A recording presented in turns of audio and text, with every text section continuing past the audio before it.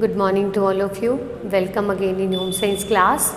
बच्चों, previous class में हमने वस्त्र निर्माण टॉपिक शुरू किया था, जिसमें हम कुछ बेसिक टर्म्स के बारे में कर रहे थे।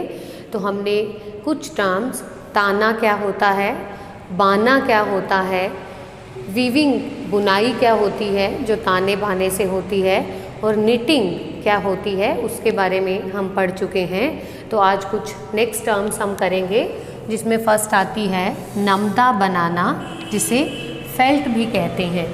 नमदा या फेल्ट, ये भी एक वस्त्र निर्माण की प्रक्रिया है। एक प्रकार से इससे वस्त्र का निर्माण किया जाता है, लेकिन नमदा केवल ऊनी रेशों से बनाया जाता है। ऊनी रेशों को ताप द्वारा पिघला करके, ऊनी रेशों में शल्कें मौजूद होती हैं, तो उसकी जो शल्कें हैं वो आपस में फंस जाती हैं, पिघल जाती हैं। इन्हें ताप द्वारा, दाब द्वारा दबा करके इनकी शल्कों को इंटरलॉक कर दिया जाता है, आपस में फंसा दिया जाता है, और उससे वस्त्र तैयार होता है। नमदे की जो मोटाई है वो 0.0012 इंच रखी जाती है। तो नमदा बनाने के लिए ऊनी रेशों की एक बड़ी चद्दर टाइप एक लैप तैयार करी जाती है, जिसमें रेशों को केवल बिछा दिया जाता है। इसमें ताना बाना नहीं होता बुनाई की तरह। रेशों को किसी भी फॉर्म में पूरी लैप के ऊपर बिछा दिया जाता है।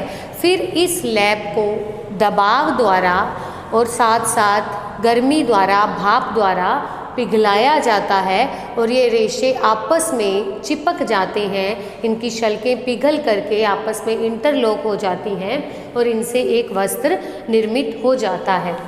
नमदा जो वस्त्र है, इसमें ताना और बाना नहीं होते।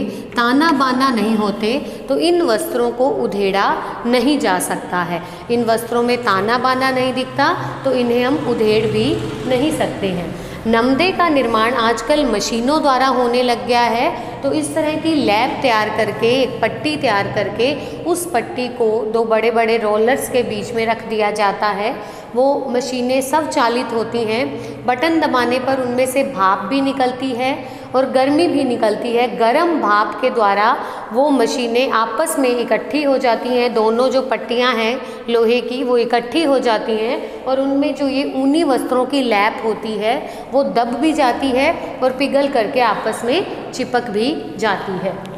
तो नमदे बनने के बाद उसके बैट्स, उसको काट करके उसके बैट्स तैयार कर लिए जाते हैं, जिसकी लंबाई 5 फुट, चौड़ाई 8 से 9 फुट और वजन उनका 8 से 8.5 किलोग्राम रखा जाता है। इस आकार की नमदा बनाने के बाद उसमें से पट्टियाँ काट ली जाती हैं, जिसे बैट्स कहा जाता है।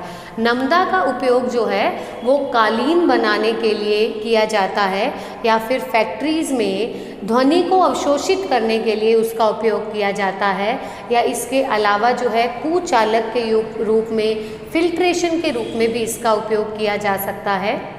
नमदा से फिटेड वस्त्र नहीं बन सकते, क्योंकि यह मोटा और खुरदरा होता है, चुभने वाली सी स्ट्रक्चर होती है। तो नमदा से कैप या फिर कुछ एसेसरीज तैयार की जा सकती हैं। इनसे जो फुटवियर्स हैं उनकी भी डिज़ाइनिंग हो सकती है। तो एज ए डिज़ाइनिंग के रूप में इस वस्त्र का उपयोग किया जा सकता है, या फिर उद्योगों में इस वस्त्र का प्रचलन है। नेक्स्ट आता है वस्त्र का गुणांक। अगली टर्म है हमारी वस्त्र का गुणांक, जिसे काउंट ऑफ क्लॉथ भी कहते हैं। वस्त्र का गुणांक क्या है? 1 वर्ग इंच में ताने व बाने के धागों की गणना। कितनी संख्या है? 1 वर्ग इंच मतलब 1 वर्ग इंच 1 इंच चौड़ा और 1 इंच लंबा। अगर वर्गाकार वस्त्र में से वर्गाकार का एक टुकड़ा काट लिया जाए और उसमें से ताने और बाने के धागों को निकाला जाए, तो जितने उसमें ताने के धागों की गणना होगी वो, और जितनी उसमें बाने के धागों की गणना होगी, वो वस्त्र का गुणांक कहलाता है।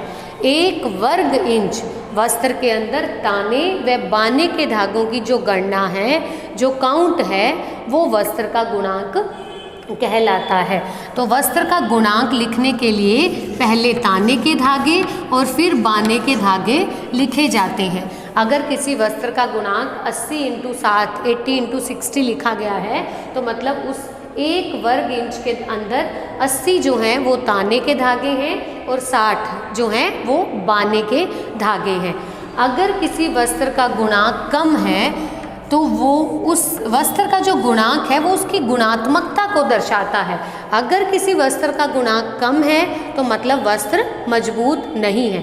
मतलब 1 वर्ग इंच के अंदर अगर ताने और बाने के धागों की संख्या कम है तो वस्त्र की क्वालिटी अच्छी नहीं है। जितनी अधिक संख्या होती जाएगी वस्त्र के गुणांक की, ताने बाने के धागों की, रेशों की, तो उतनी अधिक जो है वस्त्र की क्वालिटी अच्छी होती जाएगी। वस्त्र का जो गुणांक होता है वो वस्त्र के कोने पर लगे लेबल के ऊपर लिखा हुआ होता है। नेक्स्ट आता है किनारी, जिसे सेल्वेज भी कहते हैं। वीव्ड वस्त्रों में, वीव्ड मतलब जो बुनाई किए हुए हैं ऐसे वस्त्र जिसमें ताना और बाना होता है। नमदा में ताना बाना नहीं होता तो उसमें किनारी नहीं होती।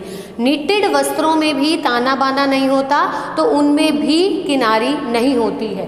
केवल वीव्ड वस्त्रों में, बुनाई किए हुए ऐसे वस्त्र जिनमें ताना बाने के धागे हों, उनमें लंबवत 1.25 सेंटीमीटर से लेकर 2 सेंटीमीटर चौड़ाई का जो वस्त्र होता है वो उसे किनारी या सेल्वेज कहा जाता है।